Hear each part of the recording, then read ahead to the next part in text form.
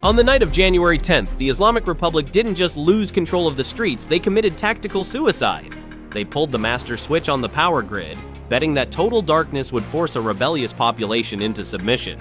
But the regime failed to account for the evolution of its enemy. When the streetlights died, the people did not retreat. Instead, hundreds of thousands of citizens in Punak Square simultaneously activated the flashlights on their mobile phones. From a tactical standpoint, this was a masterstroke of asymmetric warfare. In total darkness, the sudden ignition of countless individual light sources didn't just illuminate the square. It overwhelmed the night vision capabilities of the security forces and destroyed the psychological advantage of the state. The regime relies on the shadow to operate. By flooding the zone with light, the people sent a message that traveled all the way to space. We are here, we are visible, and we are the ones who control the environment. This was the moment the balance of power shifted. The darkness that was supposed to be the regime's ally became the backdrop for its humiliation. This collapse wasn't an accident. It is the result of a new disciplined strategy that has transformed the Iranian street from a protest zone into a battlefield. The days of shouting slogans and running away are over. The new directive, coming directly from Crown Prince Reza Pahlavi, is simple and devastating. Do not retreat. For years, the exiled prince was seen as a symbolic figure, an observer watching from thousands of miles away. That changed this week. He has stepped into the role of a wartime commander-in-chief. His latest message wasn't a political speech, it was a field order. He explicitly told the millions on the ground that the goal is no longer to voice grievances. The goal is to conquer city centers, hold them, and defend them. This creates a massive tactical problem for the Islamic Republic's security forces. In the past, they could disperse a crowd with tear gas and wait for them to go home. But Pahlavi's hold and control doctrine has turned neighborhoods into liberated fortresses. The people aren't leaving, they are establishing territory. Reports from the ground confirm that this order is being executed with military precision. In the Punak and Janadabad districts of northern Tehran, the security forces have effectively vanished. These areas are no longer under the jurisdiction of the Islamic Republic. Traffic has been halted, barricades have been erected, and the main arteries of the capital have been turned into revolutionary staging grounds. For the first time since 1979, police units are refusing to enter these zones. They know that if they go in, they might not come out. The regime tried to play its final card by cutting the internet and electricity across major cities like Mashhad and Tabriz. This is a classic counterinsurgency tactic designed to disrupt communication and spread panic.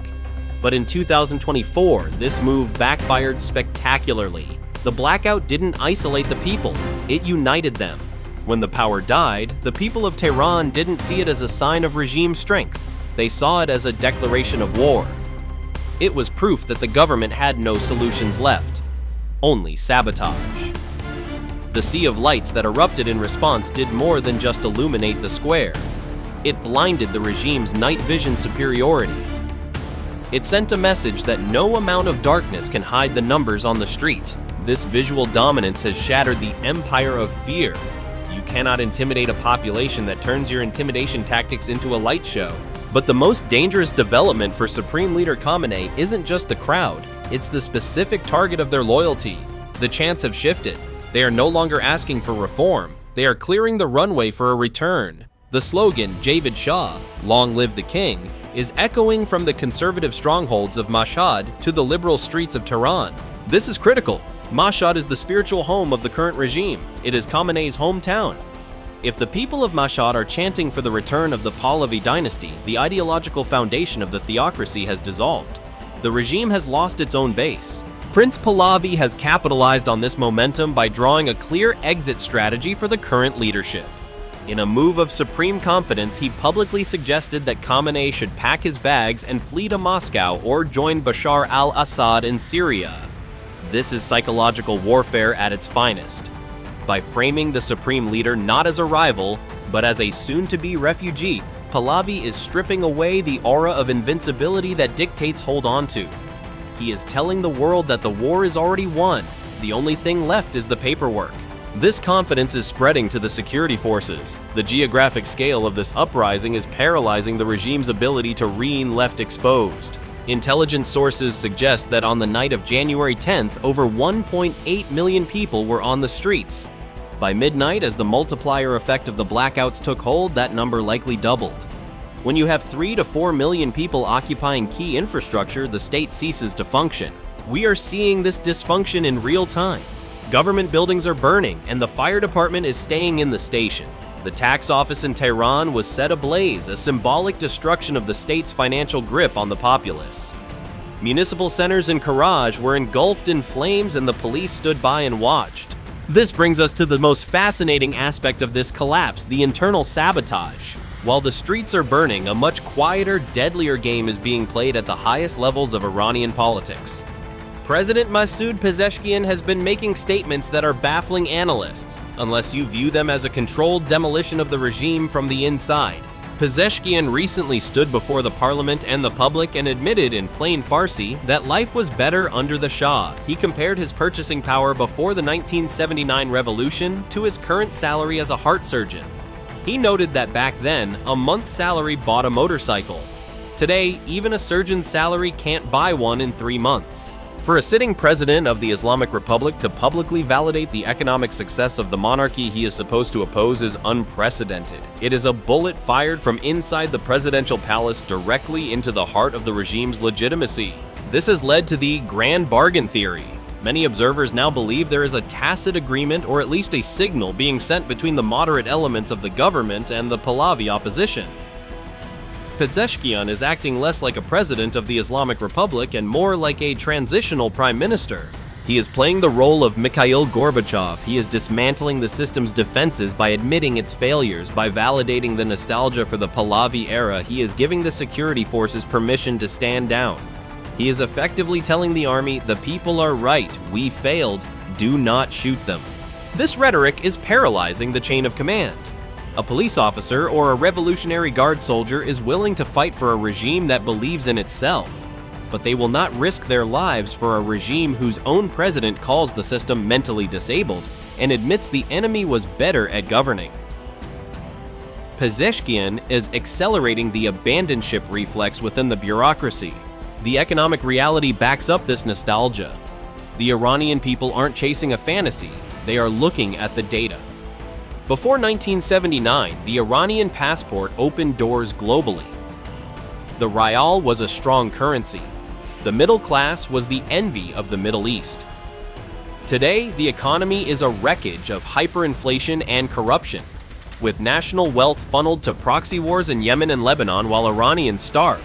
When the president himself points this out, he validates the anger on the street. He confirms that the golden age was real and that the current misery was a choice made by the regime. This creates a powerful loop. The people chant for the king. The president admits the king's era was better. The army sees this alignment and stays in the barracks. The regime is left with no defenders.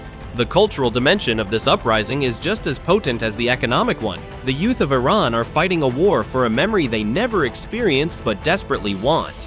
They are bypassing the regime's internet censorship to access archival footage of pre-1979 Iran. They see women skiing without hijabs, universities mixed with men and women, a vibrant art scene, and a country that was respected on the world stage. To a young Iranian woman today, those videos look like science fiction, but they are historical fact.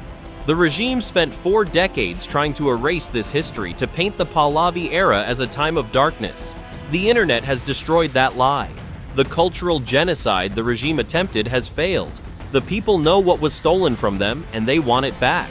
This is why the uprising has moved beyond a demand for lower prices or better laws. It is a demand for a renaissance. It is a rejection of the entire social contract of the Islamic Republic. The burning of the tax offices and the municipal buildings is the physical termination of that contract. The regime has tried every tool in the dictator's playbook. They used violence. It created martyrs. They used censorship. The truth spread anyway. They used religious guilt. The people rejected the ideology. They cut the lights. The people became the light. The dominoes are falling faster than anyone predicted. The collapse of authority in one city triggers the next. The refusal of the army to shoot in Tehran emboldens the protesters in Isfahan. We are witnessing a cascade failure of the state apparatus. There are now confirmed reports of soldiers and security personnel joining the crowds. In the Tehran metro, uniformed men have been seen waving the lion and sun flag, the symbol of the imperial state. This is the nightmare scenario for Khamenei. No dictatorship can survive the moment its soldiers switch flags. The situation has passed the point of no return. The psychological barrier of fear has been obliterated. The logistical chain of command is broken. The political leadership is fracturing from within. Prince Pahlavi is no longer asking for a change in policy. He is preparing for a change of address. He is ready to return. The grand bargain between the crumbling internal structure and the external opposition seems to be entering its final phase. Pezeshkian is clearing the debris and Pahlavi is preparing the blueprint for reconstruction. As the fires burn in the government buildings of Tehran, a new reality is being forged in the heat. The Islamic Republic is effectively a ghost ship, still visible but with no one at the helm. The people have already moved on. They are clearing the roads to the airport.